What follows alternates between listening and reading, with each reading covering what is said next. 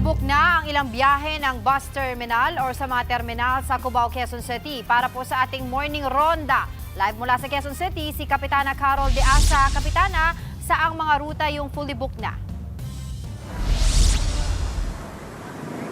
Yes, Angela, no? Nandito nga tayo ngayon sa Superlines, sa Cubao Bus Terminal. At ito, bibigyan natin ng update yung ating mga kababayan na nagpaplano at dadagsa pa rito sa Superlines Bus Terminal sa darating pang araw.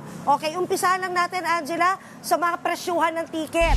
Yung mga babiyahe ng Camarines Norte, pag kayo ay sasakay ng ordinary bus, ito ay may presyong 670 pesos. At kung aircon bus naman ito, ay meron namang 865 pesos naman.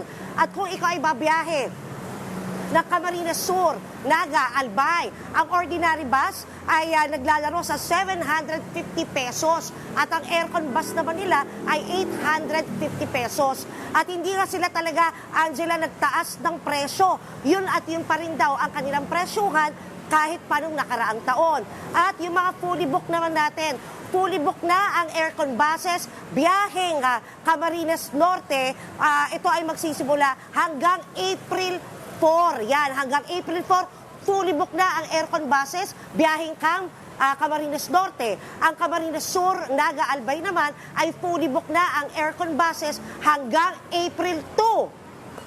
Ngayon, Angela, sa mga non-aircon buses, yung mga ordinary buses natin, ayon nga dito sa Superlines, huwag mag-aalala ang ating mga kababayan dahil, naku naman, hindi sila mauubusan ng mga hindi aircon buses. Meron at marami. At ito nga, yung mga walk-in passengers, trans passengers ay talagang makakasakay sa mga darating pang araw. At isa pang dagdag ko, ayon dito sa ating nakausap, ay posible daw na ngayong araw hanggang mamayang gabi ay maaaring umabot ang mga taong dadagsa para humabol sa biyahe. Hanggang mamaya ay aabot lamang ng mahigit 2,000.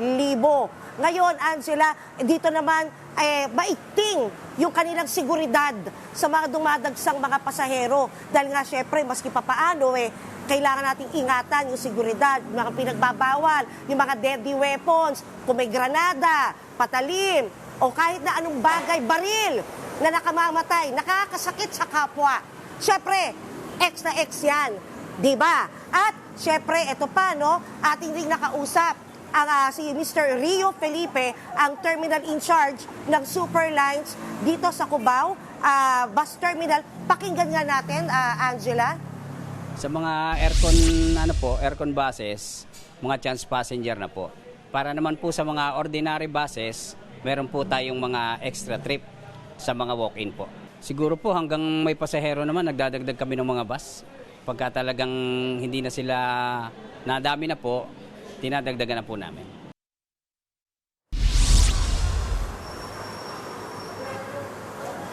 Ayan nga, Angela, ang ating panayam kay Sir Rio Felipe. At kanina nga, Angela, dito sa likuran ko, punong-puno ng mga pasahero yan. Kaso nga lang, syempre, kanina pang mga madaling araw nagsihintayan. Ngayon, sa oras na ito, sila naman, sa awa ng Diyos, nakasakay na sa bus. At isa pang paalala, maging alerto, maging mapagmatsyag. At huwag nating kakalimutan na pagdating doon sa ating paroroonan, tayo naman ay magnilay-nilay para gunitain natin ang Semana Santa. At yan ang aking morning ronda. Ako si Kapitana Carol mula dito sa Cubao, Quezon City. Balik sa inyo dyan sa studio. Maraming salamat, Kapitana Carol De Asa. Mga kapatid, Angela Lagunsad Castro po para sa komprehensibo at makabuluhang balitaan at talakayan. Mag-follow at subscribe na sa social media pages ng News 5.